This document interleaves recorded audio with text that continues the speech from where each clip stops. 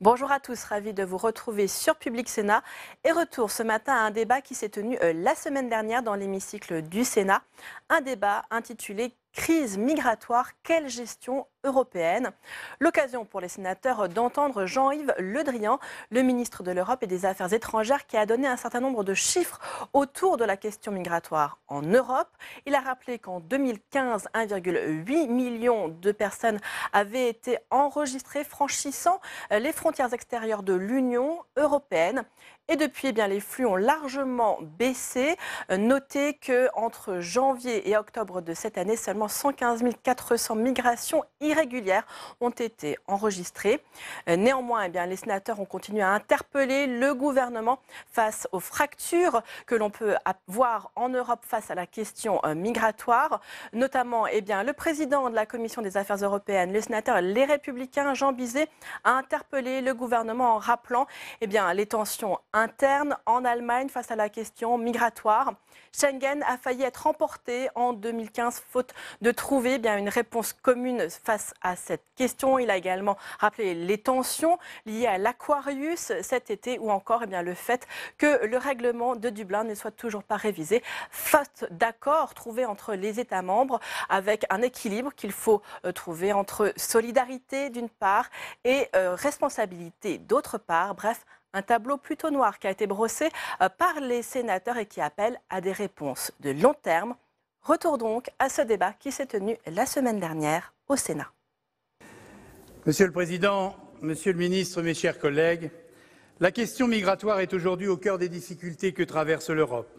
Autant dire l'importance de ce débat, sollicité par plusieurs groupes de notre Commission. Et je remercie la Conférence des présidents et particulièrement le président du Sénat et le président Bizet, ainsi que le gouvernement, d'avoir permis de tenir ce débat ce soir. L'afflux de ces réfugiés vers l'Europe a des causes bien connues. La pauvreté, l'absence d'espérance d'une vie décente en est une des raisons. Mais les crises politiques et les persécutions infligées par des régimes dictatoriaux ont hélas aggravé ce phénomène. Ainsi, la Syrie, ce pays martyr, aux 400 000 morts et 6 millions de réfugiés, a poussé des centaines de milliers de personnes hors de chez nous. Samedi dernier, avec un certain nombre de nos collègues, j'étais au Sud-Liban dans le camp d'Azieh, auprès de réfugiés syriens de la région d'Idlib. Ces familles ont tout perdu, leurs maisons, leurs terres, leurs proches. Elles survivent grâce à la générosité du Liban, grâce au Haut-Commissariat aux réfugiés. Elles ne veulent qu'une seule chose, rentrer chez elles. Mais comment l'imaginer aujourd'hui? La guerre en Syrie est à la croisée des chemins. Souhaitons que le dernier sommet d'Istanbul concrétise enfin un premier pas vers la paix. Dans le même temps, le chaos en Libye a permis à des filières de migration massive de s'installer en Méditerranée pour faire du trafic d'êtres humains, mêlant réfugiés et migrants, broyant des milliers de vies dans la misère. L'ampleur de cette crise migratoire a remis en cause les principes européens les plus essentiels, comme la solidarité entre États membres ou la liberté de circulation au sein de l'espace Schengen.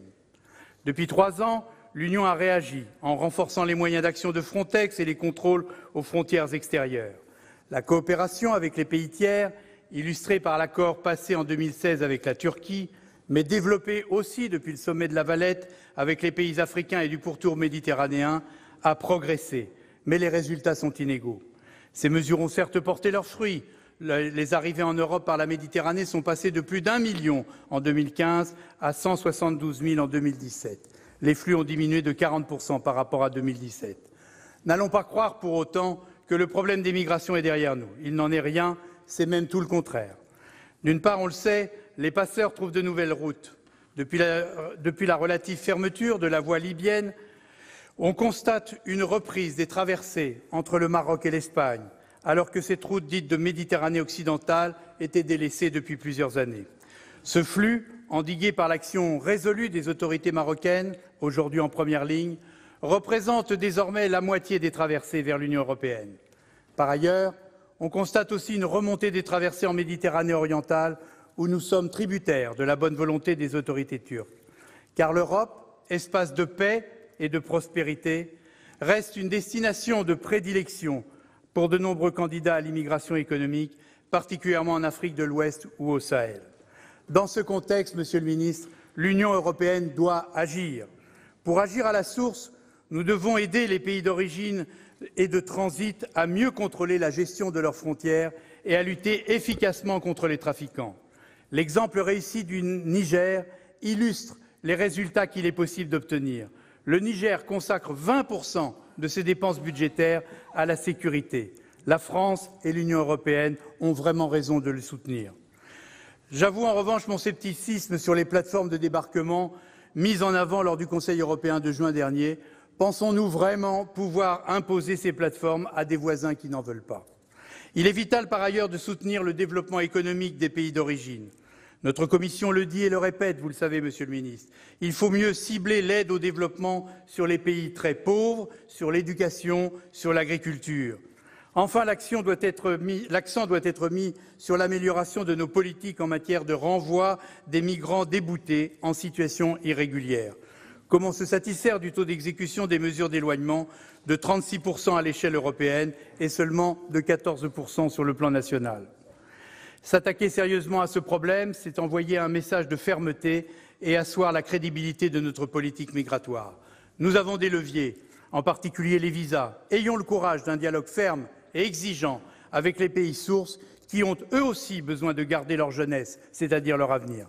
Monsieur le ministre, sur ces sujets essentiels, nos concitoyens attendent des réponses fermes, à la fois du gouvernement français et de l'Union européenne. De grâce, ne les décevons pas. Je vous remercie. Merci, Monsieur le Président. La parole est maintenant au Président de la Commission des Affaires européennes, notre collègue Jean Bizet. Les flux migratoires vers l'Europe sont sensiblement moins importants qu'il y a 3 ans. Même si la vigilance s'impose sur la route de la Méditerranée occidentale, les arrivées en mer par l'Espagne ayant nettement augmenté au cours des derniers mois. Pour autant, jamais les États membres n'ont paru aussi divisés sur la façon d'y faire face. Les États les plus solides sont eux-mêmes confrontés à des tensions politiques internes. On le voit précisément en Allemagne.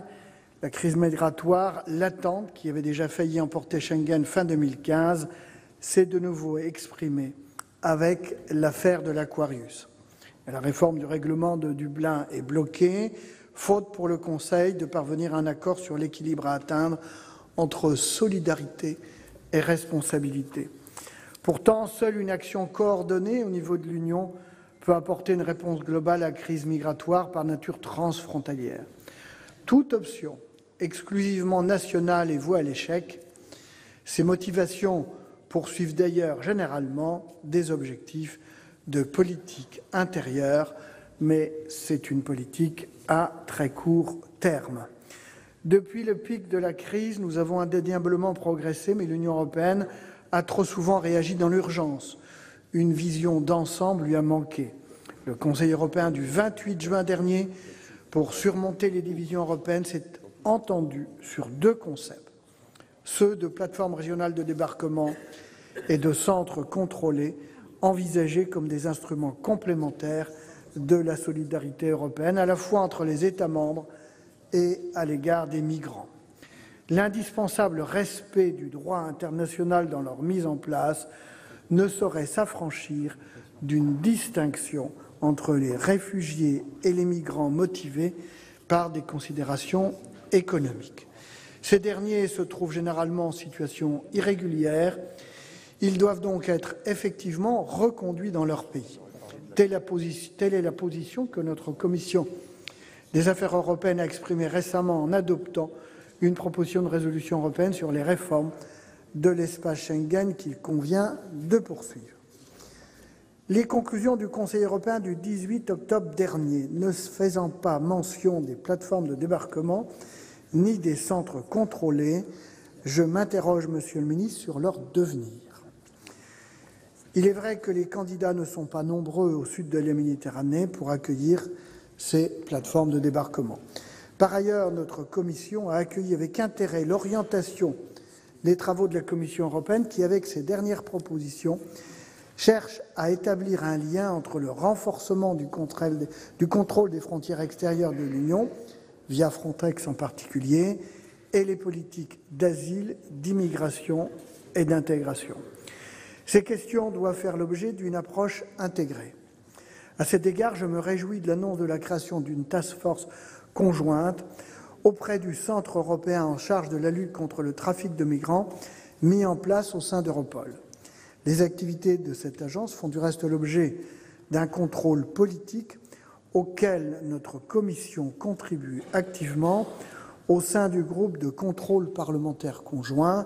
Nous y sommes en effet représentés par nos collègues Bigot et Joissaint. Enfin, l'Union européenne ne réussira pas à répondre durablement à la crise migratoire sans contribuer de façon plus ambitieuse au développement du continent africain. Le dialogue et la coopération avec les pays d'origine et de transit des migrants doivent constituer un volet fondamental de la réponse européenne. Je ne saurais trop appuyer les propos du président Cambon tout à l'heure, qui a fait part du taux de réadmission qu'il y avait, si je puis dire, en Europe. 34%, c'est insuffisant. Tant qu'à 14% en France, c'est littéralement beaucoup trop faible. Enfin, je voudrais rappeler que, en ce qui concerne cette politique de partenariat avec certains pays, elle a commencé de se mettre en place au sommet de La Valette en 2015. Celle-ci a lancé un partenariat global entre l'Union européenne et l'Afrique et institué un fonds fiduciaire d'urgence pour l'Afrique. Cette réponse, qui vise forcément le long terme, doit être amplifiée. À cet égard, quels sont, Monsieur le Ministre, les objectifs que l'on peut raisonnablement fixer au sommet prévu entre l'Union européenne et la Ligue arabe, qui sera organisé par l'Égypte en février prochain? Parce que la question des migrations engage nos principes et nos valeurs, mais aussi la stabilité de nos sociétés et de nos économies. Elle est au cœur des objectifs de notre politique en matière de construction européenne et est au cœur des préoccupations que nous partageons avec nos partenaires européens. En 2015, 1 800 000 personnes avaient franchi de manière irrégulière les frontières extérieures de l'Union. Depuis lors, la situation a beaucoup évolué. Les franchissements irréguliers ont fortement décru.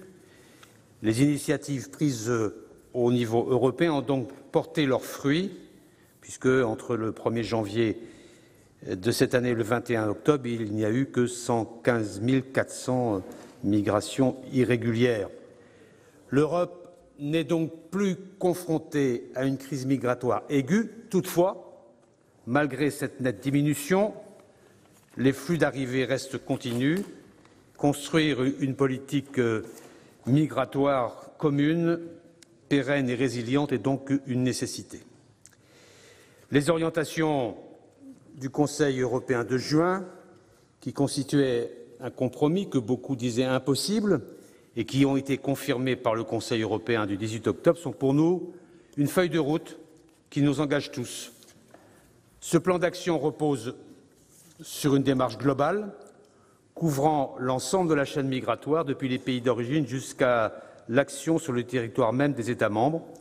Et seule une démarche globale de ce type est à même de fonder une nouvelle politique migratoire harmonisée et cohérente. Elle repose sur 3 piliers: un meilleur contrôle des frontières extérieures de l'Union, le renforcement de nos règles internes et le renforcement de notre action extérieure. En premier lieu, la réponse européenne à la crise migratoire s'appuie sur l'effort significatif réalisé ces dernières années, qui doit être amplifié, de contrôler les frontières extérieures de l'Union. Nous disposons tout d'abord aujourd'hui, pour la gestion de nos frontières extérieures, de systèmes d'information opérationnels. Le système d'information Schengen vient d'être considérablement renforcé. Le règlement sur l'interopérabilité en discussion avec le Parlement européen devrait faciliter la consultation des 6 fichiers centraux de l'Union et, partant, l'amélioration des contrôles.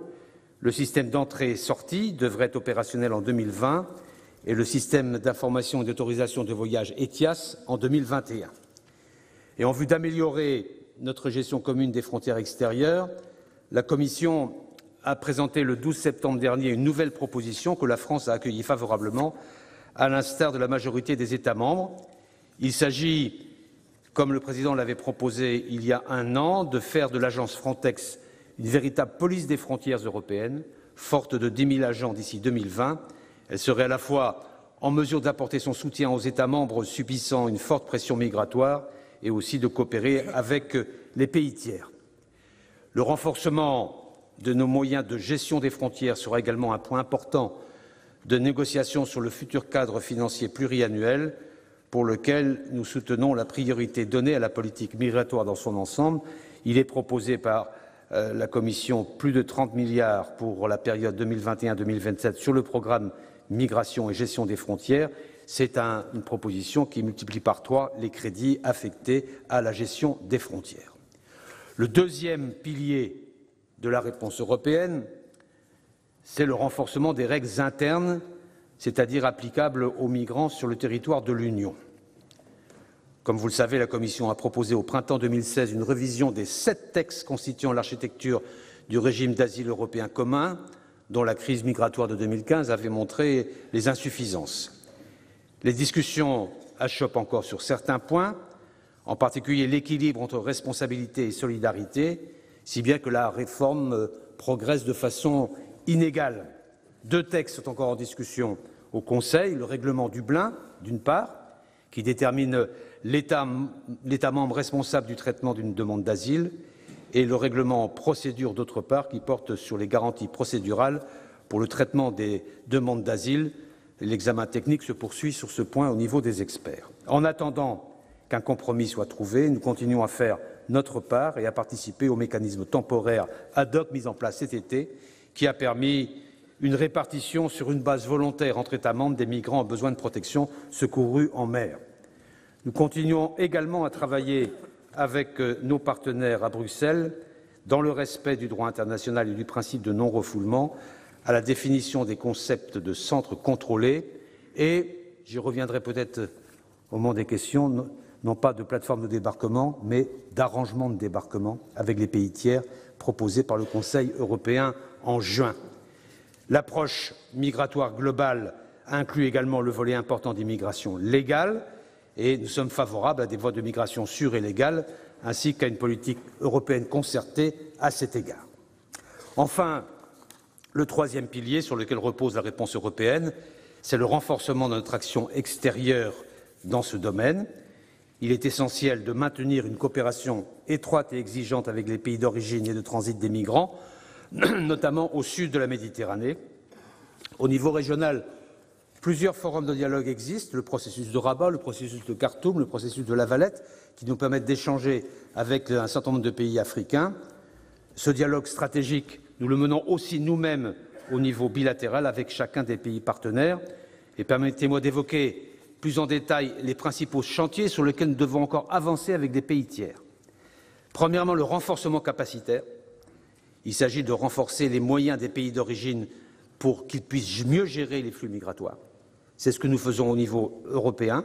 Le Maroc et la Tunisie, par exemple, viennent de recevoir de l'Union européenne 55 millions d'euros pour des projets de renforcement capacitaire de leurs gardes-côtes et nous assurons nous-mêmes, à titre binational, la formation pour les gardes-côtes, donc le renforcement capacitaire, la lutte contre les trafics. Il faut intensifier la lutte contre les réseaux de passeurs, la lutte contre le trafic de migrants et des êtres humains en général, et nous avons, à cet égard, initié des processus. Vous avez, Monsieur le Président Combon, fait référence tout à l'heure à l'expérience nigérienne. Je me suis rendu déjà à 2 reprises, et à Niamey et à Agadez, pour vérifier le dispositif. Et c'est un dispositif très performant qui permet une bonne collaboration entre les acteurs et un renforcement de la capacité et de la lutte contre les trafics. Un dispositif à peu près similaire, pas exactement dans les mêmes termes, s'est mis en place de manière bilatérale à Dakar, au Sénégal. Et nous poursuivons dans cette logique, qui est une logique très pertinente, qu'il nous faut renforcer et qui donne de très bons résultats dans la lutte contre les migrations illégales et surtout dans l'identification des passeurs. Et par ailleurs, nous avons initié un régime de sanctions en Libye qui permet aujourd'hui d'avoir plusieurs passeurs sanctionnés au niveau du comité des sanctions des Nations Unies pour que les opérations soient fortes et spectaculaires. Et nous souhaitons qu'il y ait au niveau européen l'adoption d'un régime horizontal permettant de sanctionner les passeurs, quelle que soit la route sur laquelle ils opèrent. Troisième point, la réinstallation. Nous entendons poursuivre aussi, en étroite collaboration avec l'OIM et le HCR, la réinstallation des réfugiés et la France y prend toute sa part. Quatrième point, les retours. Nous considérons que c'est une condition sine qua non de l'acceptation de ces nouveaux outils par les Européens. Il faut faire en sorte que les retours et les réadmissions de migrants irréguliers vers leur pays d'origine soient mises en œuvre de manière efficace et nous avons à cet égard des arrangements et des procédures de réadmission avec de nombreux pays. Le dernier étant la Côte d'Ivoire, qui a conclu cet accord la semaine dernière lors d'un déplacement que j'ai pu effectuer sur ce sujet. Il nous faut à cet égard utiliser tous les leviers à notre disposition pour améliorer et accélérer les retours. J'ai entendu les observations des deux présidents tout à l'heure, je les partage, y compris en jouant sur l'utilisation de la politique des visas qui nous permet de peser sur les décisions et sur la mise en œuvre du dispositif de retour.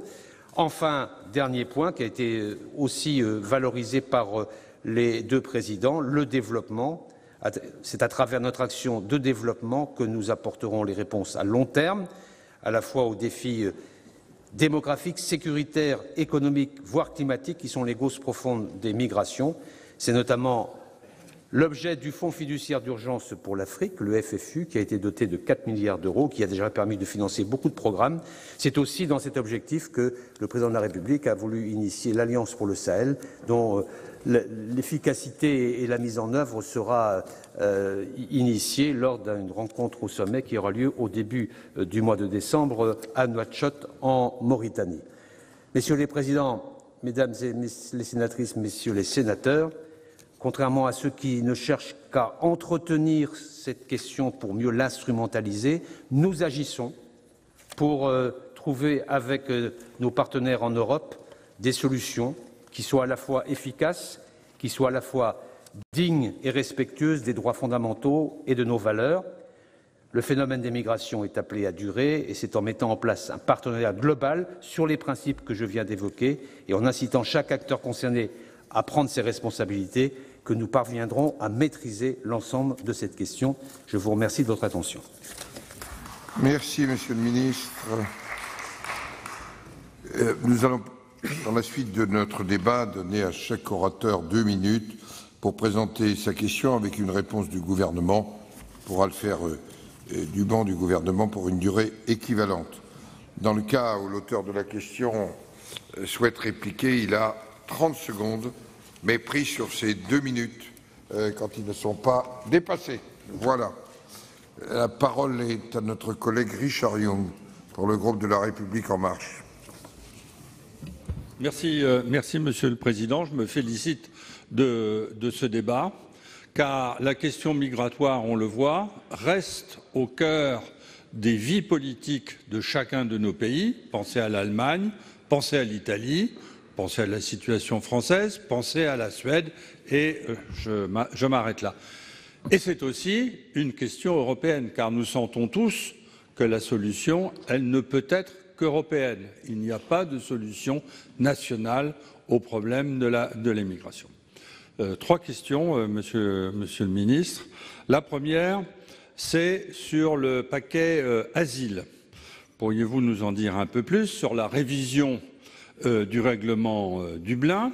Il y a un débat assez ferme, si j'ai bien compris, entre l'Autriche, la France et d'autres pays sur le caractère obligatoire ou pas de la solidarité et donc du partage des migrants illégaux. Je pense aussi que nous devrions avancer sur le problème du concept de pays tiers sûr.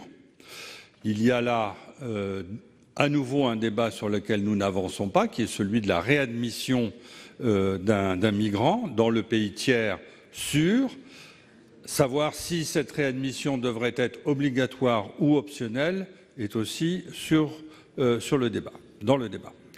Enfin, et ça a été déjà cité, la création des centres contrôlés ou des plateformes régionales de débarquement, soit dans les pays membres, et je pense à l'Espagne et à l'Italie, qui n'ont pas montré un très grand enthousiasme à cette idée-là, ou dans les pays, par exemple, d'Afrique du Nord.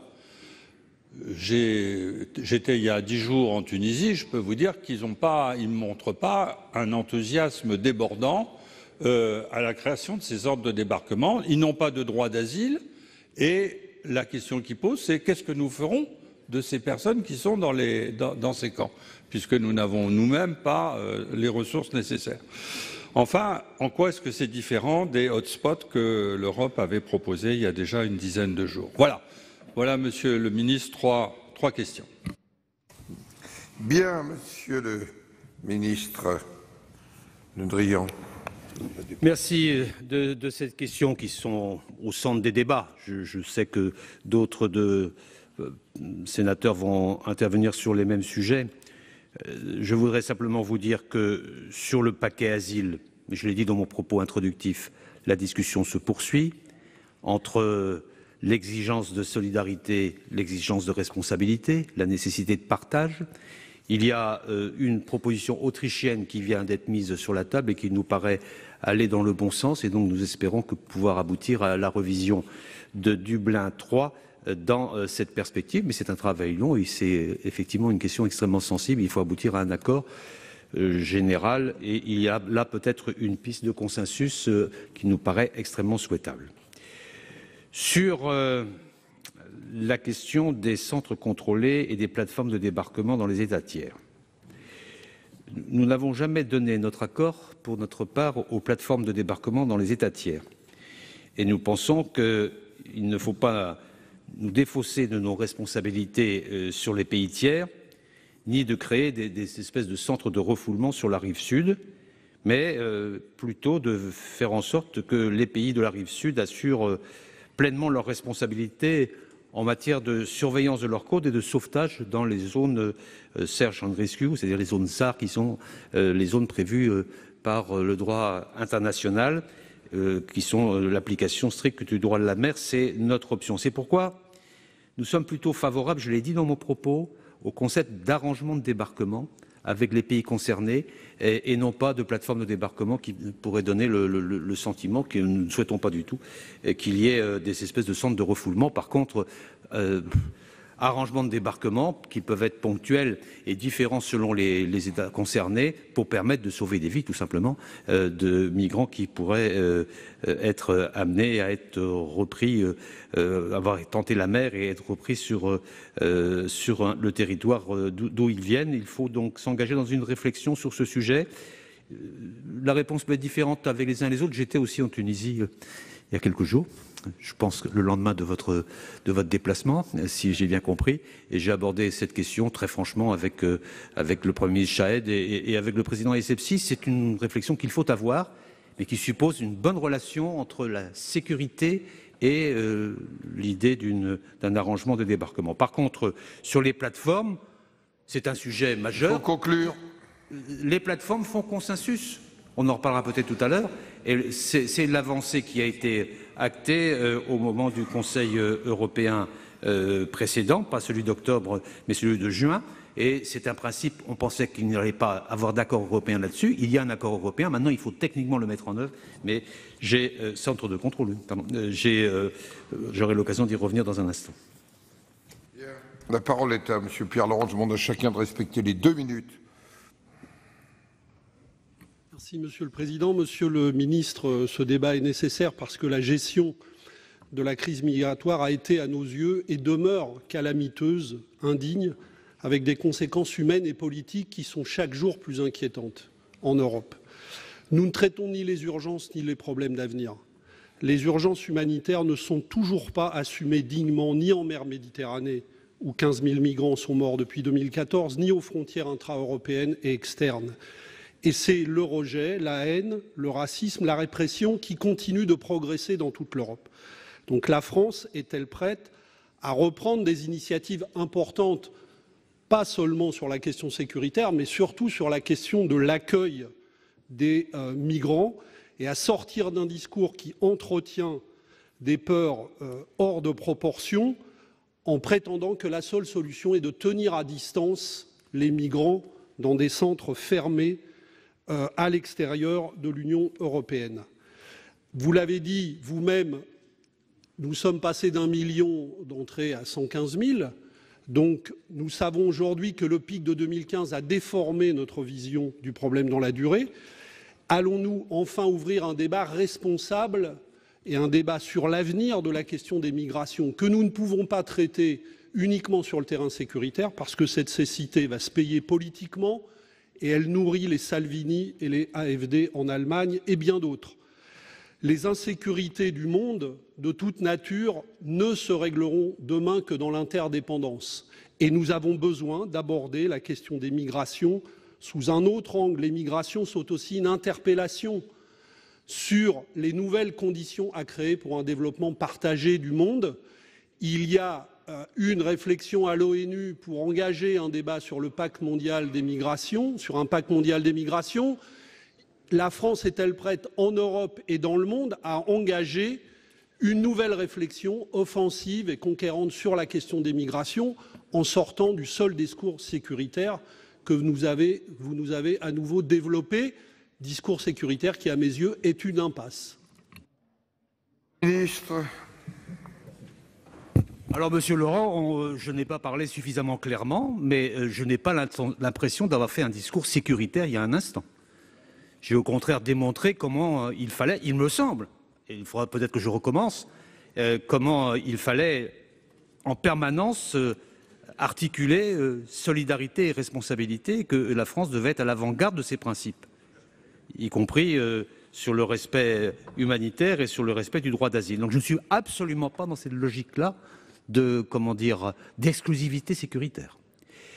Ceci étant, vous avez raison d'avoir souligné un point, et dans le même état d'esprit, nous sommes toujours opposés à des centres fermés à l'extérieur. Je viens de le dire, sans doute m'avez-vous pas entendu à ce moment-là. Mais vous devriez reprendre le texte dans le compte-rendu analytique du Sénat pour bien voir ce que j'ai dit sur ce sujet. C'est très clair. Nous avons toujours été opposés à cette initiative. Alors sur le reste, merci d'avoir souligné l'intérêt du pacte mondial pour les migrations, parce que ce pacte mondial pour les migrations qui va normalement se conclure le 10 et 11 décembre prochain à Marrakech, par une déclaration qui devra être ensuite validée par l'ensemble des États membres des Nations Unies, c'est une avancée considérable. Et le texte qui va être proposé pour une meilleure gouvernance internationale des migrations est totalement soutenu par la France. C'est une initiative qui a été prise par le Mexique et par la Suisse et nous avons accompagné ce mouvement et nous entendons contribuer aux initiatives visant à la bonne mise en œuvre du pacte. Et celui-ci prévoit notamment la mise en place d'un mécanisme international de suivi dont le secrétariat sera assuré par l'Organisation internationale pour les migrations. Et l'Organisation internationale pour les migrations et le HCR, nous travaillons en permanence avec eux. Et les exemples que je donnais sur Niamey et sur Agadez se font en partenariat avec l'OIM et le HCR et non pas dans une logique exclusivement sécuritaire, comme vous le disiez tout à l'heure. Merci. La parole est à Jean-Yves Lecomte pour le groupe socialiste et républicain pour 2 minutes. Merci Monsieur le Président, Monsieur le Ministre, mes chers collègues. L'évolution du nombre d'entrées irrégulières dans l'Union européenne depuis 2015 et la baisse constatée depuis lors montrent que la coopération européenne n'est pas une contrainte, mais elle est la solution à ce défi. Monsieur le Ministre, les tribunaux administratifs de Melun et de Pau ont récemment annulé des demandes de renvoi de demandeurs d'asile qui avaient fait une demande en France vers l'Italie au regard de la politique menée par les autorités italiennes en la matière. Les négociations actuelles menées par la Commission européenne envisagent la mise en œuvre de la notion de pays tiers sûr, déjà dans les directives, mais pas actuellement activée. Pour la France, la position de la France aujourd'hui, c'est que cette notion devrait être optionnelle et que ne pourraient l'utiliser que les pays européens qui le souhaiteraient. Mais au regard à la fois de ces décisions de tribunaux administratifs, mais plus encore de l'avis de l'Assemblée générale du Conseil d'État le 16 mai dernier, je doute qu'il soit possible pour notre pays, au regard de nos valeurs et de nos engagements, de considérer comme possible le renvoi vers un pays de l'Union européenne d'une personne qui aurait fait une demande d'asile en France, si elle pouvait ensuite être éloignée par ce second pays européen vers un pays où celui-ci pourrait subir des traitements inhumains ou dégradants. Et c'est le risque de la mise en place des pays tiers sûrs. Alors, Monsieur le Ministre, comment maintenir et renforcer la coopération européenne si parmi les propositions qui circulent aujourd'hui, certaines sont à l'évidence contraires à nos exigences constitutionnelles, à nos engagements conventionnels, et à ceci, nous ne saurons, il est hors de question de pouvoir déroger. Je vous remercie. Monsieur le ministre.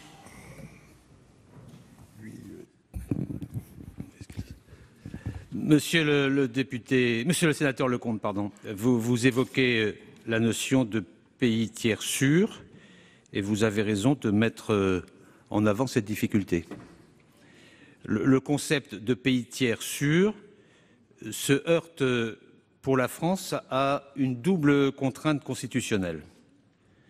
D'une part, le 4e alinéa du préambule de la Constitution de 1946 fait obligation à la France d'examiner au fond les demandes d'asile des personnes se disant persécutées en raison de leur action en faveur de la liberté, et si elles relèvent de cette définition, de leur accorder une protection. Et d'autre part, l'article 53.1 de la Constitution consacre le droit souverain des autorités françaises d'accorder l'asile à toute personne qui sollicite la protection de la France, y compris pour d'autres motifs que leur action en faveur de la liberté.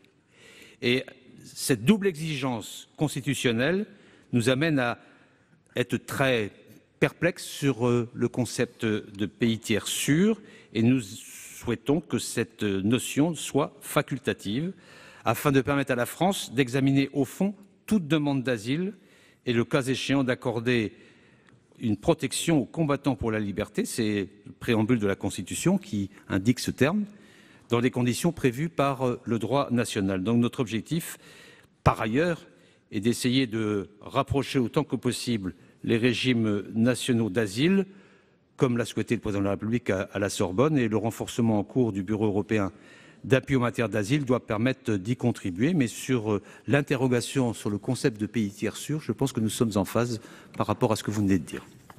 Lecomte. Merci, Monsieur le Président. Monsieur le Ministre, je vous remercie de ces précisions utiles et nous partageons cette préoccupation. Toutefois, je suis très perplexe sur la capacité de poursuivre une coopération européenne si nous ne parvenons pas à faire respecter et à faire partager par l'ensemble de nos partenaires européens ces exigences qui sont des exigences constitutionnelles, mais qui sont aussi des exigences conventionnelles. C'est la manière dont on conçoit l'asile qui, si elle n'est pas partagée avec nos partenaires européens, nous pose un réel problème dans la convergence des politiques d'asile qui est pourtant indispensable. Merci. La parole est à notre collègue Jean-Noël Guérini pour le groupe du Rassemblement démocratique social et européen. Vous avez la parole. Monsieur le Président, Monsieur le Ministre, mes chers collègues. Monsieur le Ministre, en m'approchant de ce micro pour aborder les sujets difficiles que sont la sécurité, l'immigration et les frontières, j'avais en tête la formule ô combien célèbre de Lampedusa dans Le Guépard, le fameux film, nous disant « Il faut que tout change pour que rien ne change ». Je vous l'avoue, j'ai la très désagréable impression qu'elle est d'une redoutable actualité pour ces thèmes qui font polémique pour l'Europe et pour la démocratie. Depuis le 9 mai dernier, période où nous avons débattu de ces questions complexes, face auxquelles les opinions publiques s'irritent, je le dis avec rudesse, bien des choses ont changé et en fait nous en sommes toujours au même point. Les populismes de l'autre côté des Alpes, en Europe centrale, en Allemagne, pour ne pas parler du Brésil, ont progressé à pas de géant en 6 mois. Même si la pression migratoire a reculé, le bras de fer entre le gouvernement italien et certaines organisations non gouvernementales a éclairé d'une cruelle lumière l'incapacité de l'Europe à parler d'une voix claire, forte et concordante sur cette question. De réunions de travail en rencontres bilatérales et en sommets européens entre chefs de gouvernement, rien n'a réellement émergé, omis que chaque État membre concerné a défendu ses positions. Les uns refusant le système des quotas, d'autres proposant des sanctions financières, en passant par ceux qui souhaitaient renforcer le dispositif humain Frontex. Alors, Monsieur le Ministre, pour faire court, pouvons-nous espérer une initiative forte de la France après le constat d'échec de Dublin III, afin d'éviter que cette question ne devienne le point central des prochaines élections européennes? Monsieur le ministre.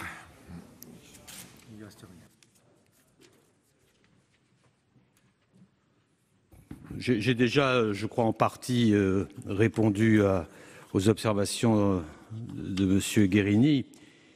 Je voudrais d'abord lui dire que lorsque le sommet, le Conseil européen s'est réuni au mois de juin, nous étions dans des contradictions et dans des déclaratifs extrêmement forts qui laissaient à penser que jamais il y aurait eu d'accord.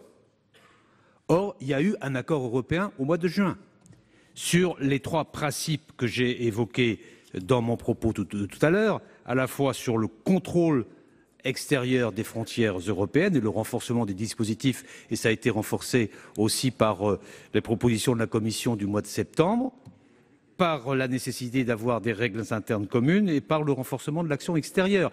Donc ces 3 principes qui engagent même concrètement l'ensemble des États membres, ont été validés. Ils ont été revalidés à la rencontre informelle de Salzbourg et ils viennent être revalidés au dernier Conseil européen.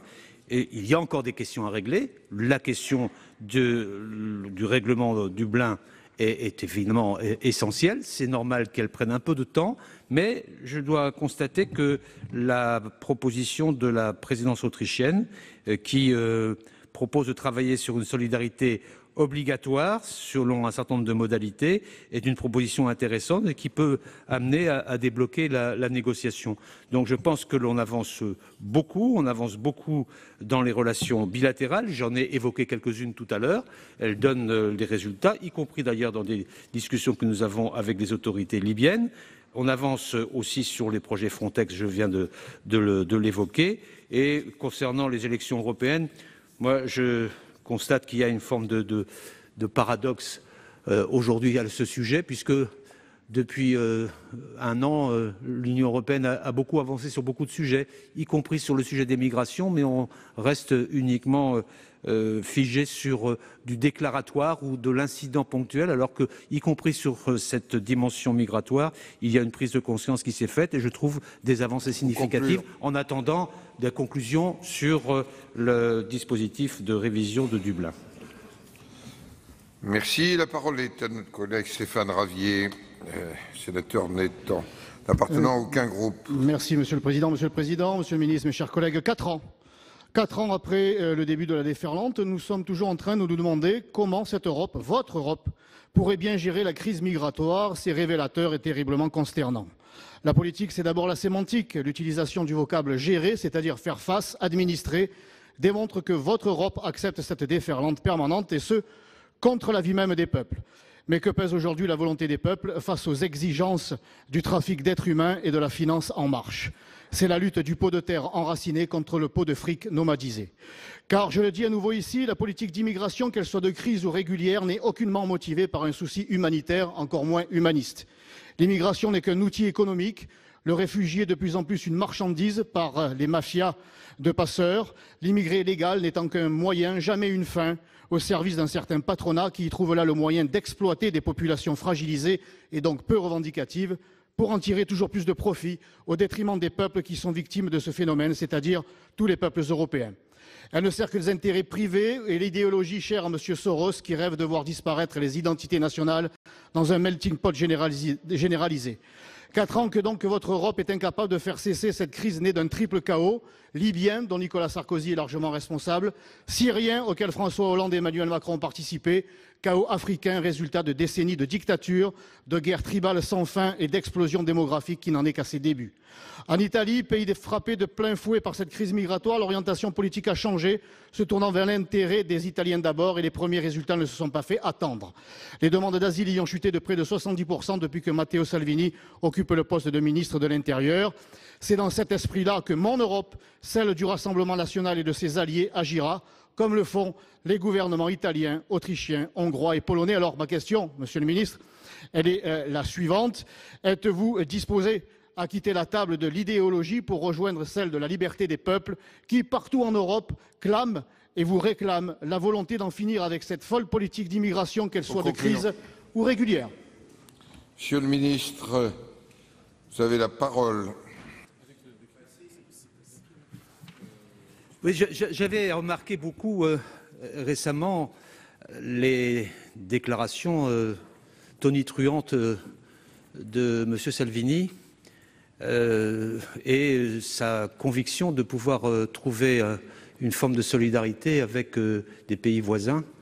Je pense à la Hongrie en particulier, pour qu'il y ait un partage de la difficulté et que, bon Dieu, on allait voir ce qu'on allait voir, y compris peut-être avec d'autres pays, et on n'a rien vu.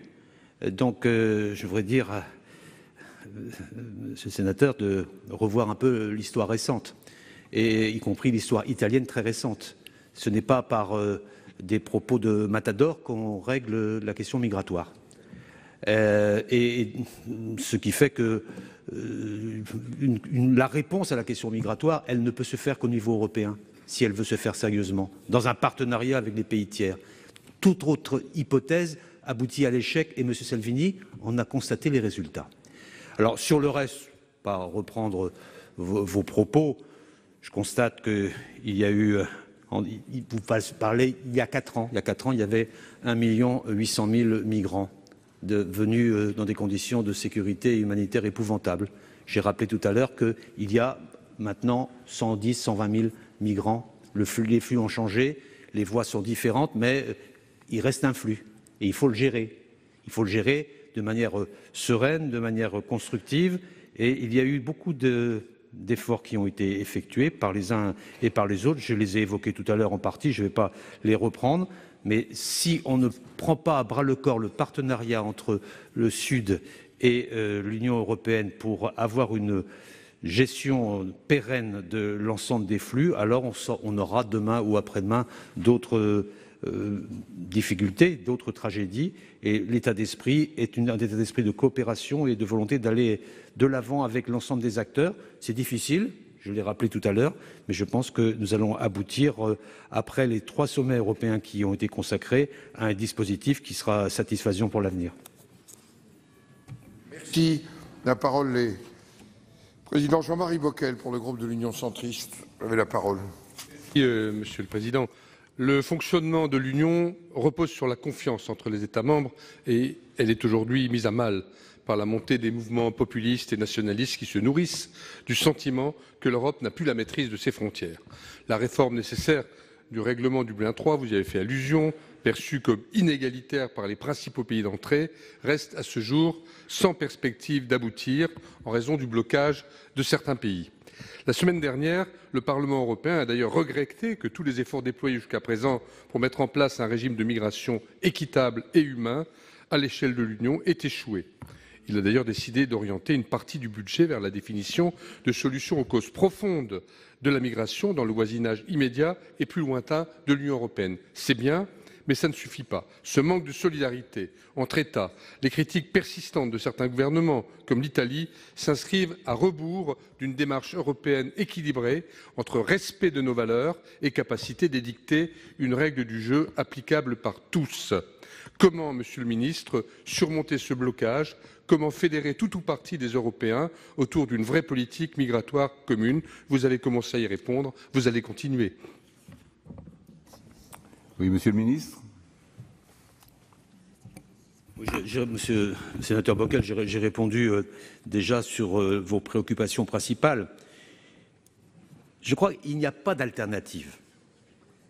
Ou bien on prend à bras-le-corps l'ensemble des questions posées dans le triptyque que j'ai exposé tout à l'heure, sur les frontières extérieures, sur les règles internes et sur la relation avec des partenaires, ou bien on échouera.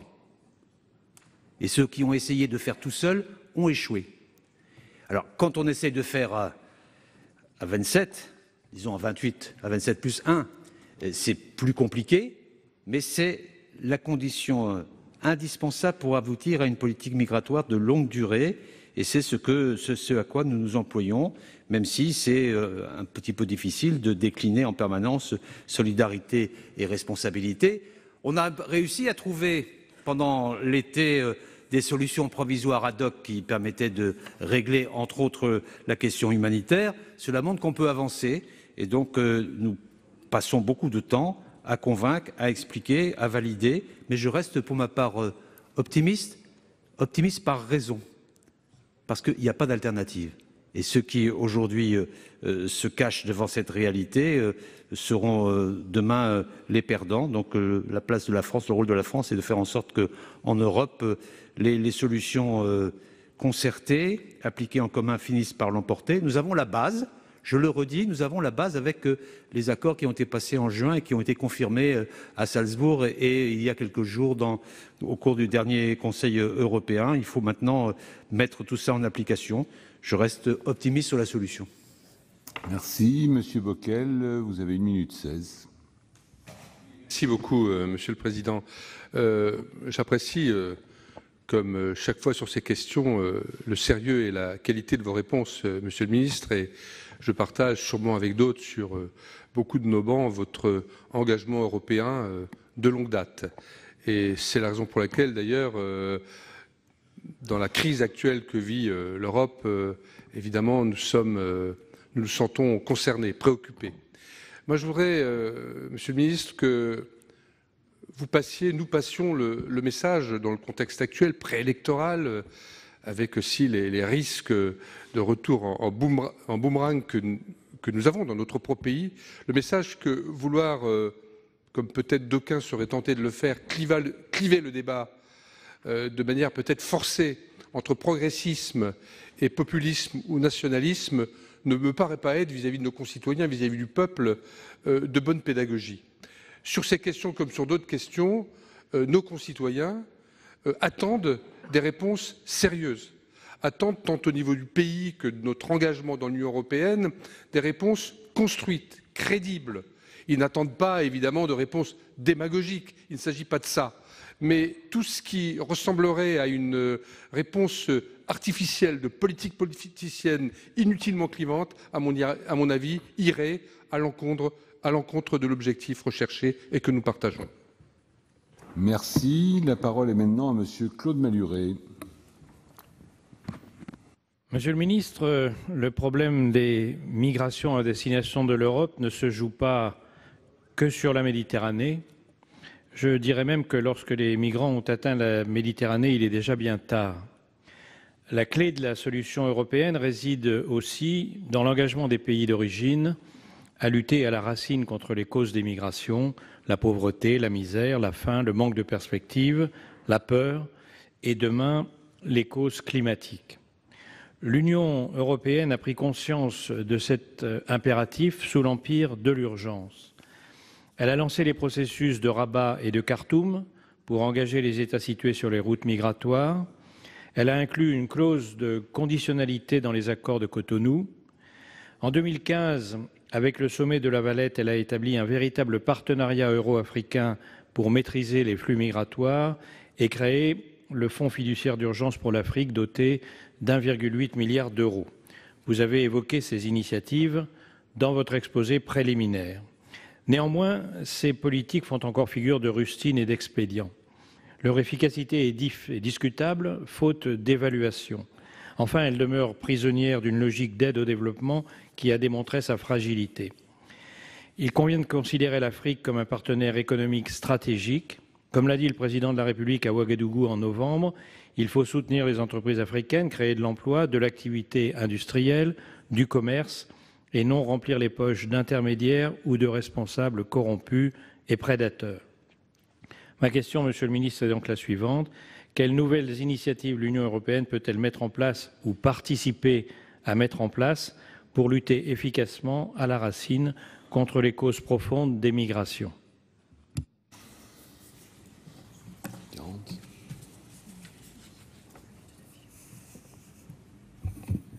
Monsieur le sénateur Malhuret, sur la relation avec nos partenaires du Sud, vous posez bien le problème. Il faut que l'on passe d'un type de développement que j'appellerais, sans que ce soit critique de ma part, caritatif, à un type de partenariat de développement qui soit d'une nouvelle génération et qui permette le développement interne de la part des pays concernés. Cette priorité-là, vous l'avez évoqué, a déjà été esquissée au moment du sommet de la Valette. Esquissée. Il importe maintenant de le conforter. Ça a été le centre du sommet entre l'Union africaine et l'Union européenne à Abidjan l'année dernière. Faire en sorte que ce soit du co-développement et non pas des formes d'assistance. Et dans ce schéma-là, l'enjeu de la formation est essentiel. L'Union européenne en est consciente, la France est aux avant-postes de cette affaire. J'étais il y a peu de temps en Côte d'Ivoire où j'ai pu constater la création d'un hub de formation universitaire entre la Côte d'Ivoire et la France, où les diplômes sont communs entre la Côte d'Ivoire et la France. Pour ceux qui, français, peuvent étudier en Côte d'Ivoire, il y en a, et ceux qui, en Côte d'Ivoire, étudient dans les universités concernées. Par ailleurs, nous sommes à l'initiative du concept d'université franco-sénégalaise qui a la même ambition.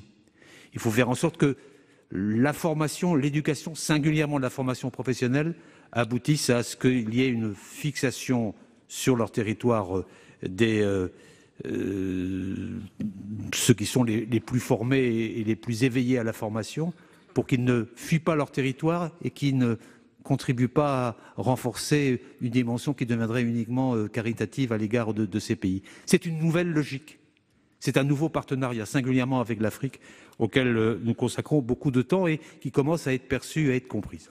Je voudrais rajouter un autre point par rapport à ce que vous disiez sur... Merci de conclure, Monsieur le Ministre. Que tout cela s'accompagne aussi, parallèlement, et ce n'est pas sécuritaire que de le dire, d'un combat vigoureux contre tous les passeurs, qui précisément contredisent cette dynamique-là. Et ce combat vigoureux, il faut le faire en partenariat avec les pays concernés. Merci. Monsieur Malhuret, pas de réplique. Merci. Donc, la parole est maintenant à Monsieur Roger Carucci. Oui, Monsieur le Président, Monsieur le Ministre, nous sommes évidemment favorables à une plus grande maîtrise de l'immigration, mais aussi, comme vous, à des partenariats et à du développement en Afrique et ailleurs qui finalement assèchent quelque part les mouvements migratoires. Mais l'Europe a été, il y a 4-5 ans, surprise à moitié, mais surprise quand même, par l'importance des mouvements migratoires qui sont arrivés sur le continent. Et nous avons aujourd'hui des besoins de prospective, au-delà des mesures qui peuvent être prises par rapport à ce qui existe. Et vous avez bien fait de rappeler que nous étions passés d'un peu plus d'1 million de migrants en 2015 à peu près 115 000, 120 000 en 2018. Mais nous voyons par exemple les inquiétudes de la Grèce, qui dit Erdogan utilise les migrants comme une arme politique. Et il y a toujours 2 millions de Syriens en Turquie. Quelque part, la première des inquiétudes par rapport à des mouvements futurs, c'est le comportement très politique, très utilitaire d'Erdogan par rapport à l'Europe, qui utilise ces migrants comme une arme. Là-dessus, est-ce que nous avons avancé? Est-ce que nous avons des garanties futures? Et le deuxième point, et j'arrêterai là, de prospective, j'ai vu comme d'autres, un certain nombre de déclarations d'intellectuels algériens qui s'inquiètent en fonction éventuellement des élections présidentielles de 2019 d'un mouvement migratoire vers la France de gens qui n'accepteraient pas la poursuite d'un système ou d'un régime qui pourrait favoriser les militaires. Est-ce que là aussi, Monsieur le Ministre, l'Europe et la France ont travaillé? Monsieur le Ministre, la réponse. Monsieur Carucci, sur les bases de ce que j'ai indiqué tout à l'heure et sur le triptyque que j'ai évoqué, ce triptyque vaut pour toutes les situations. Il vaut pour toutes les situations de crise. Et il vaut aussi pour anticiper des fragilités potentielles. Je ne porterai pas de jugement sur la situation algérienne. Reçu hier soir mon collègue algérien pour une rencontre que nous tenons tous les ans depuis déjà plusieurs années pour faire le point de notre coopération économique. Et donc nous sommes dans ce type de relation confiante avec un pays majeur pour nous. Mais vous avez évoqué la Turquie et la Grèce et je voudrais faire quelques observations à ce sujet. Il y a un accord entre l'Union européenne et la Turquie. La Turquie accueille aujourd'hui 3 600 000 réfugiés qui viennent essentiellement du Moyen-Orient. Il faut que l'accord soit respecté.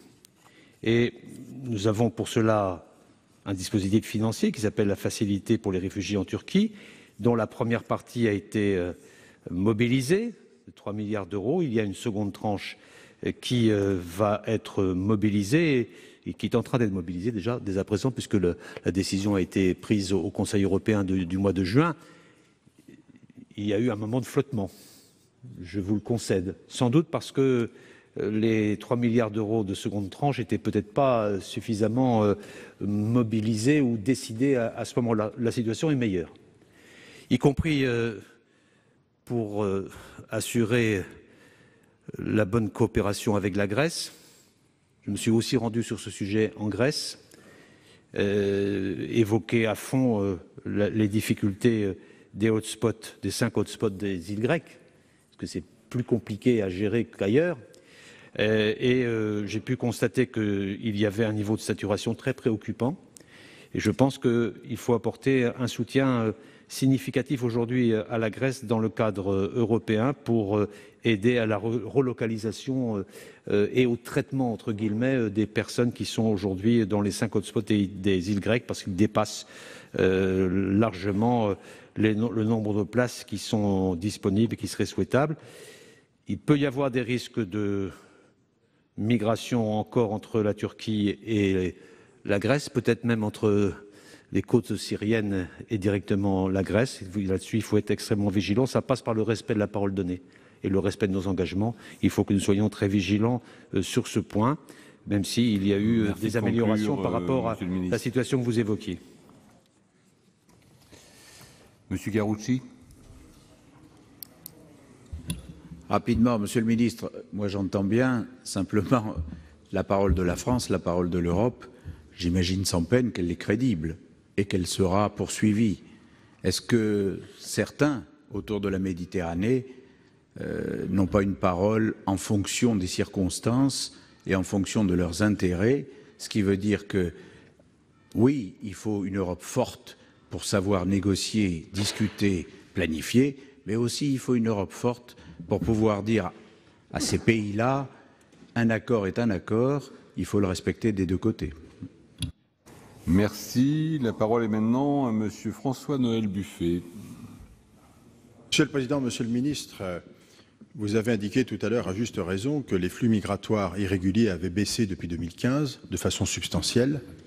C'est exact. Il n'en demeure pas moins que les flux migratoires continuent d'arriver sur l'Europe et que la voie nouvelle est celle de l'Espagne.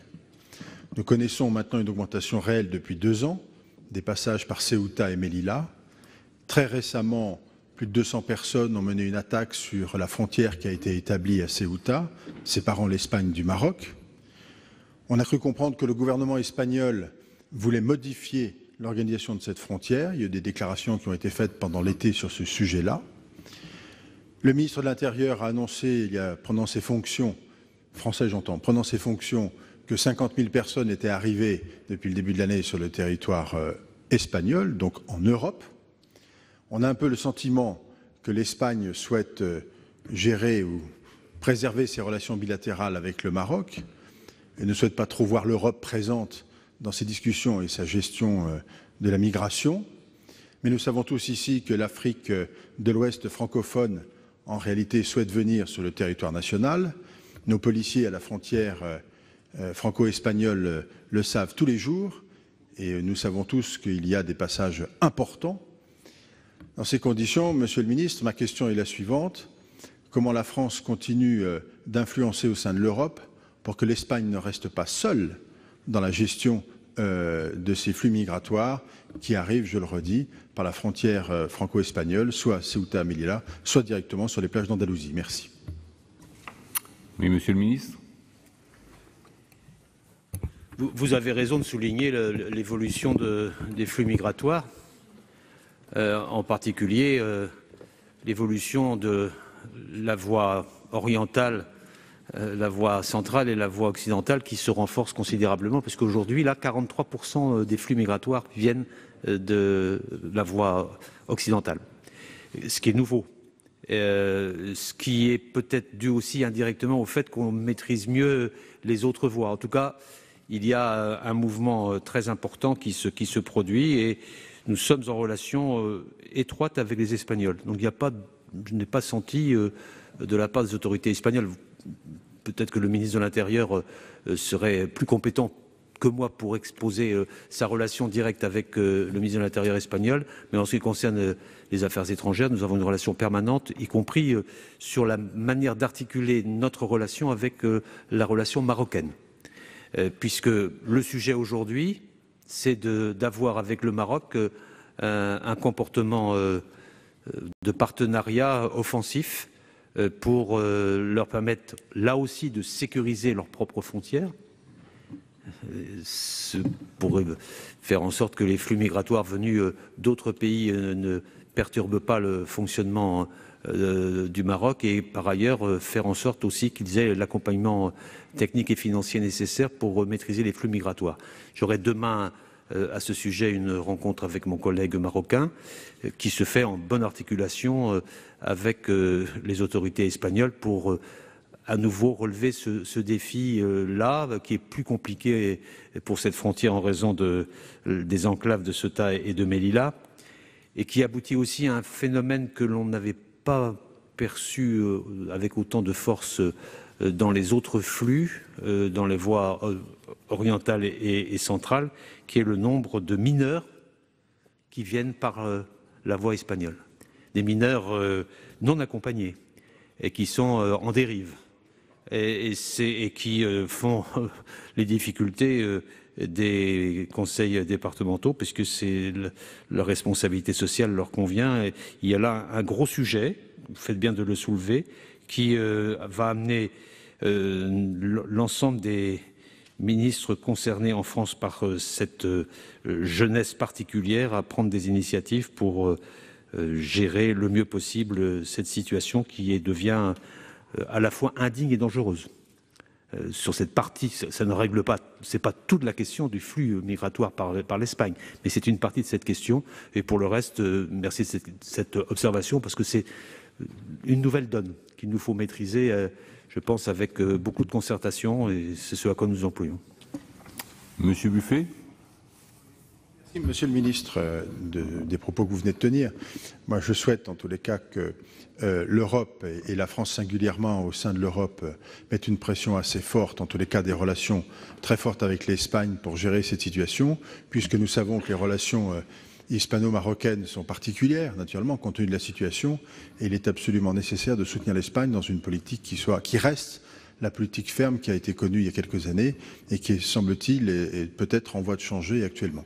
C'est l'enjeu pour l'Europe, mais c'est aussi l'enjeu pour la France. Il faut dire les choses telles qu'elles sont. Merci.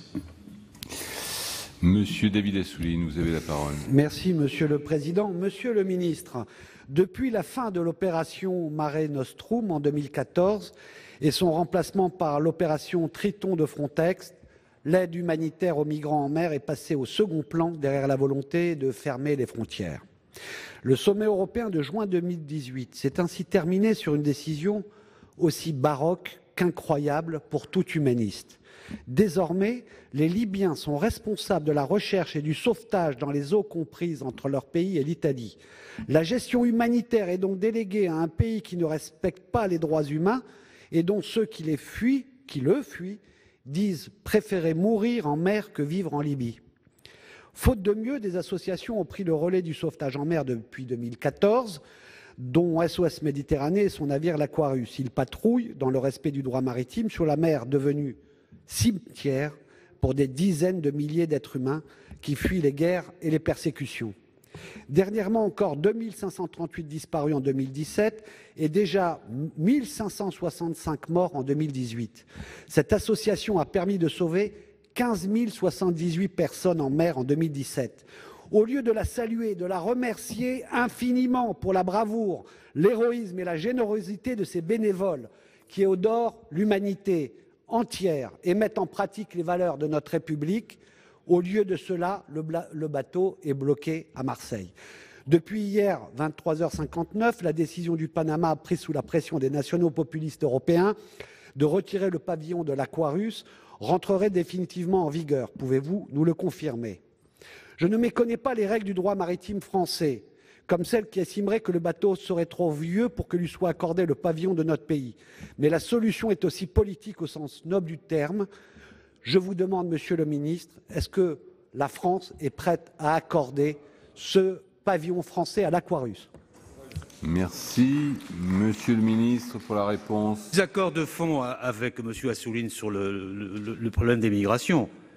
Être humanitaire, ce n'est pas encourager par toutes sortes de moyens des migrations irrégulières. Je ne fais pas une égalité entre qu'est-ce qu'humanitaire. Si c'est humanitaire, c'est dire à tous les migrants irréguliers qui veulent le faire, allez voir les passeurs, et les passeurs vous permettront d'avoir un bateau en caoutchouc, et à ce moment-là, vous serez récupéré à un moment donné ou à un autre par un humanitaire dont je respecte tout à fait les motivations. Mais c'est pas la même chose. Il faut arrêter quand même. Sinon, on va être dans. Il faut. Vous savez comment ça se passe en Libye? Je suis allé en Libye, Monsieur Assouline. Je suis allé voir les camps en Libye. Ce sont des trafiquants. Parce que vous comptez les morts en Méditerranée, il faut aussi compter les morts du Sahara. Et c'est ces trafiquants-là que nous combattons avec l'Union africaine, avec les Africains. Et nous avons engagé avec les Africains des retours dans le pays d'origine de plusieurs milliers d'Africains qui étaient dans des camps gérés, dirigés par les passeurs, les mêmes qui allaient après les envoyer en bordure de Méditerranée. Voilà la réalité de la situation. Et cela ne veut pas dire que je condamne les associations humanitaires, y compris celles qui pilotent l'Aquarius, mais je dis que la réalité, ce n'est pas la solution.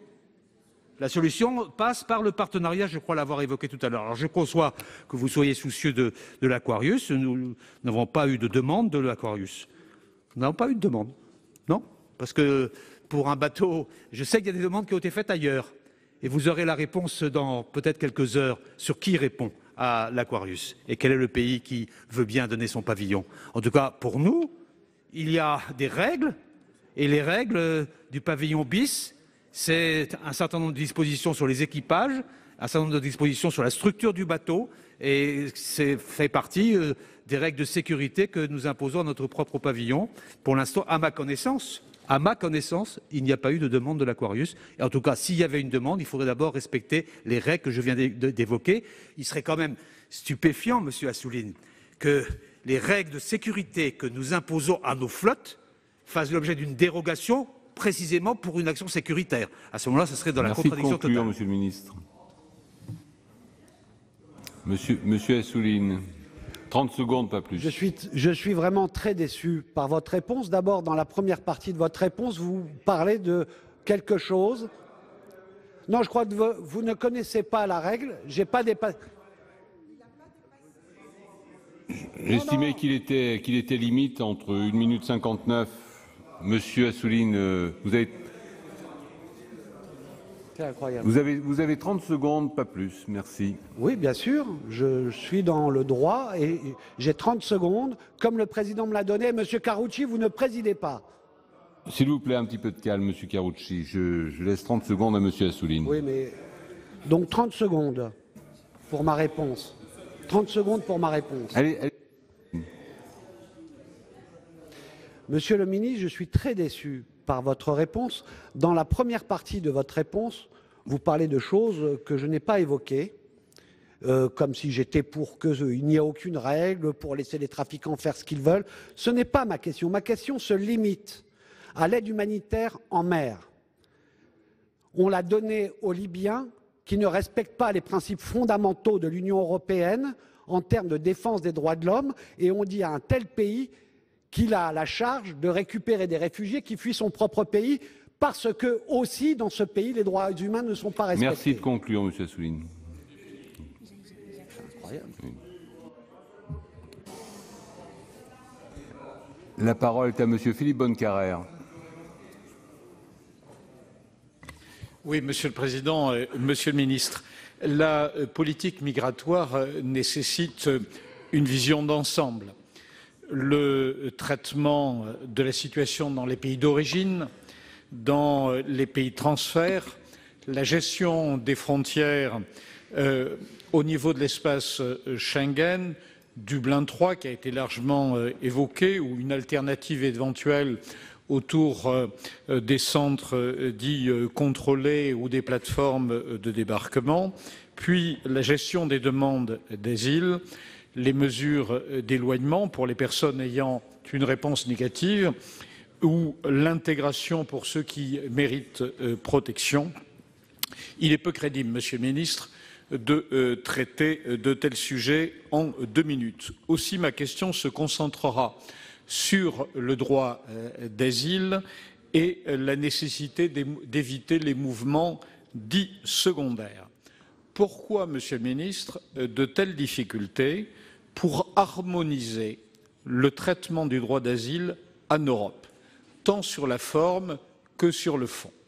Alors, je ne méconnais pas les difficultés de négociation à 28, même si, à ma connaissance, la majorité est une majorité dite qualifiée sur le paquet droit d'asile, mais pourquoi notre pays n'arrive pas à trouver des accords bilatéraux, à mon sens plus faciles à négocier, de reconnaissance mutuelle, par exemple entre la France et l'Allemagne ou entre la France et les pays membres du Benelux, Monsieur le Ministre.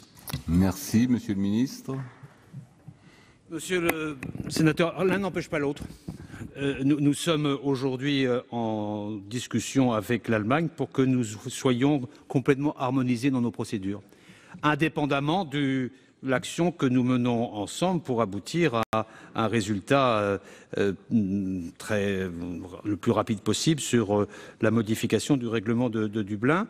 Nous avons simplement avec l'Allemagne une différence qu'il nous faut essayer de lever, puisque l'OFPRA est pour chez nous indépendant.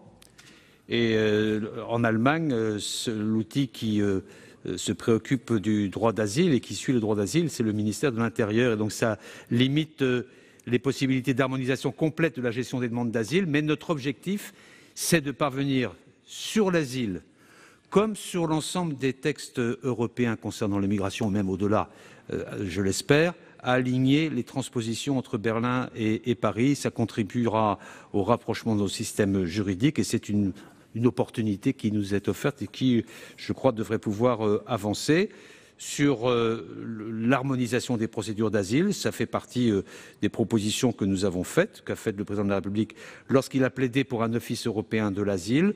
Cela avance parce qu'il est moralement et inacceptable que, selon l'endroit où on se trouve en Europe, il y ait des chances sensiblement différentes d'obtenir une protection, parce qu'à ce moment-là, ça amène des mouvements que vous avez identifiés, des mouvements secondaires qui sont difficilement gérables. Et donc, c'est ce qui fait la difficulté du processus et la difficulté d'aboutir à un résultat rapidement. Mais il ne faut pas désespérer, comme je le disais tout à l'heure. Nous sommes déterminés et optimistes sur le sujet. Les sommets européens se succèdent, mais jusqu'à maintenant, les pays européens sont restés incapables d'adopter une position commune face aux flux migratoires. Et pourtant, l'immigration devrait être synonyme d'opportunités et de défis à relever pour l'Europe. Depuis le début de cette crise, les négociations butent sur le niveau de solidarité que les uns et les autres sont prêts à mettre en œuvre à l'égard des réfugiés entrés sur le territoire européen. Ainsi, la crise des migrants a mis en lumière des faiblesses du système d'asile européen. Pire, le poison du nationalisme se propage insidieusement dans l'Union. De plus en plus, les partis hostiles à l'immigration gagnent du terrain et sèment la confusion. Et pourtant, le phénomène de migration n'est pas nouveau. Ce qu'il est, c'est l'écho des mouvements nationaux populistes qui agitent les peurs. En Europe, ce sont 50 nuances de brun, comme l'a dit récemment la ministre des Affaires européennes. Ces dernières années, la France a dû faire face à l'arrivée de plusieurs centaines de milliers de migrants. Notre pays a fait de son mieux pour donner des conditions de vie décentes à ces personnes et il faut remercier particulièrement tous les maires et les associations qui ont répondu présent à l'appel des pouvoirs publics. Je tiens ici à saluer l'Agence du service civique qui a établi un programme permettant à au moins 1000 jeunes volontaires d'effectuer un service civique sur l'accompagnement des réfugiés, en complément de l'action des travailleurs sociaux, soit auprès d'une collectivité engagée dans l'accueil des réfugiés, soit auprès d'associations spécialisées et d'établissements publics. Il est en effet apparu nécessaire d'accompagner les réfugiés dès leur arrivée sur notre territoire et indispensable de les aider dans leurs démarches administratives.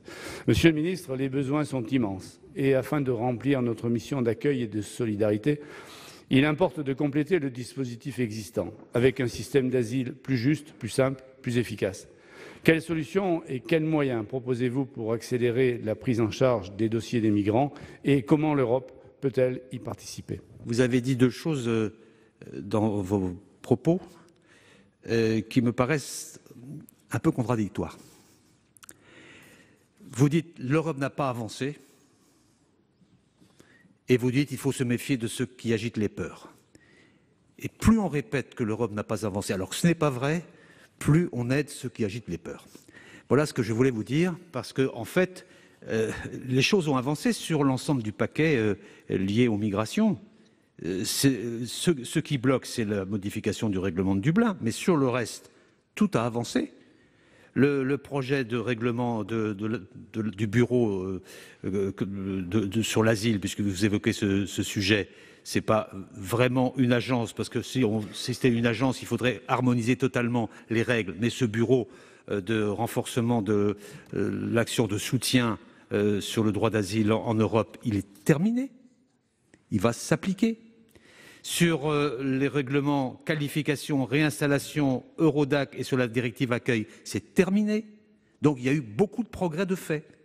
Donc merci de dire cela, tout en étant exigeant sur le reste. Parce qu'autrement, M. Salvini va dire, vous voyez, ça n'avance pas. Donc c'est parce que ça n'avance pas qu'il faut faire tout seul. Et ce n'est pas la logique que nous défendons. Sur le droit d'asile, je partage votre sentiment. La rapidité du traitement est essentielle. C'est la raison pour laquelle les moyens de l'OFPRA ont été considérablement renforcés. L'Office a vu ses moyens doubler depuis 2013 pour faire en sorte que les délais soient raccourcis. Et ces délais sont passés ces 18 derniers mois de 8 mois à 100 jours. Et c'est tout à fait essentiel que ça aille vite. Et quand on parlait tout à l'heure des centres, je ne vais pas dépasser mon temps, quand on parlait tout à l'heure des centres de contrôlés, c'est aussi pour permettre à l'OFPRA de remplir ses missions auprès de ces centres contrôlés, enfin aux offices de migration, pas l'OFPRA directement, de remplir ses missions pour permettre une accélération du dispositif. C'est vrai que la maîtrise des délais, c'est aussi une condition du respect du droit d'asile. Merci. Donc la parole est maintenant à Monsieur Jean-François Rapin. Oui, Monsieur le Président, Monsieur le Ministre, le 3 octobre dernier, Theresa May annonçait avoir présenté un projet de loi visant à mettre fin à la libre circulation des Européens au Royaume-Uni, s'engageant résolument vers une immigration choisie. Première question, mais qu'en est-il des migrants non européens? À titre de rappel, Theresa May s'était engagée dans le programme présenté pour les élections législatives de 2017 à réduire son solde migratoire à moins de 100 000 personnes par an contre 273 000 en 2016. Cette annonce alimente la question des négociations entre l'Union européenne et le Royaume-Uni sur la gestion de la crise migratoire dans le cadre du Brexit. Par ailleurs, elle fait écho à la question de la frontière territoriale entre le continent et le Royaume-Uni, qui représente un coût non négligeable pour les parties prenantes, et notamment pour la région des Hauts-de-France. Aujourd'hui, nous sommes toujours en attente d'un accord sur le Brexit avec un risque qui s'accroît chaque jour d'un no deal. Parallèlement, récemment, nos forces de l'ordre ont à nouveau été contraintes de démanteler le camp de Grande-Synthe afin d'enrayer les réseaux de passeurs qui organisent illégalement des traversées de migrants vers le Royaume-Uni. Je vous rappelle qu'en janvier dernier, Emmanuel Macron, qui était en visite à Calais, avait annoncé que les intérêts de la région seraient pleinement pris en considération dans le cadre des discussions et des négociations que la France mènera. Dans une interview accordée la semaine dernière et s'agissant du Brexit, Madame Loiseau déclarait que tout avait été exploré d'un point de vue technique. Néanmoins, elle ajoutait, s'agissant des consultations citoyennes sur l'Europe, que le sujet des migrations n'était pas au cœur des préoccupations des Français. Permettez-moi d'être sceptique quant à l'avis des habitants des Hauts-de-France sur le sujet. Aussi, pouvez-vous nous assurer, Monsieur le ministre, que les négociations portant sur le Brexit intègrent le volet de la gestion de la crise migratoire entre la France et l'Angleterre, même si vous avez partiellement répondu durant ce débat? Quelle est votre position sur les accords du Touquet? Pouvez-vous, Monsieur le ministre, nous détailler les mesures concrètes qui sont actuellement évoquées et sur lesquelles la France se fait entendre concernant cette gestion de la crise migratoire? Je vous remercie. Merci, Monsieur le ministre.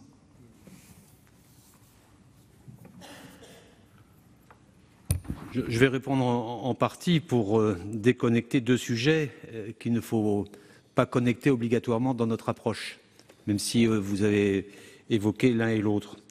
La question du Brexit, la question du Calaisis et du Brexit ne sont pas à proprement parler liées, puisque la situation à la frontière avec le Royaume-Uni est liée à la non-appartenance de celui-ci à l'espace Schengen. Et donc, la question de son retrait de l'Union européenne n'aura pas de conséquences directes en changement du droit par rapport à la situation existante aujourd'hui. Il n'y a pas de spécificité à mettre en œuvre sur les migrations, puisque nous sommes hors espace Schengen. Et donc, le retrait n'apportera pas de conséquences sur ce point. Toutefois, sur la question des migrations avec la Grande-Bretagne, il y a eu, comme vous le savez, en janvier de cette année, une rencontre à Sandhurst à laquelle j'ai eu l'honneur de participer, et nous sommes accordés sur un protocole additionnel aux accords du Touquet qui prévoit notamment un centre conjoint d'information et de coordination qui a pour objet de faciliter les échanges d'informations entre les services de police et de renseignement dans la lutte contre les filières d'immigration irrégulière. Et c'est un accord entre la France et la Grande-Bretagne. Par ailleurs, nous avons mis au point un dispositif pour accélérer les transferts vers le Royaume-Uni, en particulier pour les mineurs isolés. Et enfin, nous sommes mis d'accord sur des actions conjointes en direction des pays d'origine et de transit, à la manière du Niger, si vous avez entendu ce que j'ai dit tout à l'heure. Ces principes-là, ils seront poursuivis, quelle que soit la décision britannique, puisque c'est indépendant du dispositif et de l'accord que j'évoquais à plusieurs reprises du mois de juin de cette année, puis les perspectives renforcées du dernier Conseil européen. Ensuite, ces modifications des accords du Touquet qu'il faut mettre en œuvre de manière très concrète ont été accompagnées d'un versement britannique pour financer la sécurisation des infrastructures de transport, l'hébergement et la prise en charge des personnes vulnérables et l'éloignement des migrants en situation irrégulière. Et la mise en œuvre de ces engagements est réelle.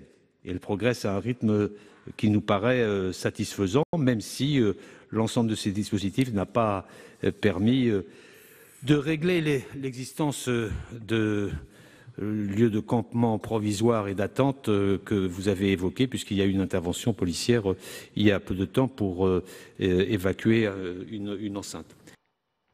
Voilà pour ce débat qui s'est tenu la semaine dernière dans l'hémicycle du Sénat, un débat intitulé « Crise migratoire, quelle gestion européenne ?» L'occasion pour les sénateurs d'entendre Jean-Yves Le Drian, le ministre des Affaires étrangères et de l'Europe, qui a brossé le tableau de la question migratoire en Europe. Et on le voit, malgré une baisse des flux depuis déjà plusieurs mois dans l'Union européenne, l'Europe reste fracturée face à cette question. Et c'est d'ailleurs la raison pour laquelle les sénateurs ont interpellé le gouvernement à ce sujet. Vous pouvez toujours voir et revoir toutes les séances sur notre site publicsénat.fr. Très bonne journée sur les chaînes parlementaires.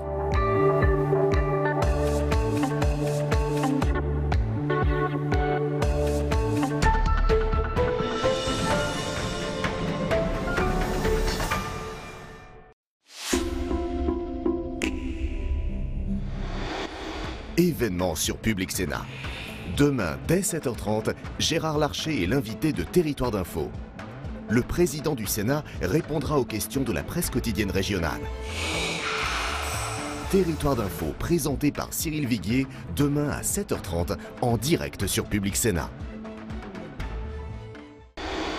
Jeudi et vendredi à 11h et 16h30, Public Sénat vous propose de suivre le congrès des départements de France. 2 jours en direct de Rennes pour entendre les représentants des départements. Un événement au cœur des territoires à suivre sur Public Sénat.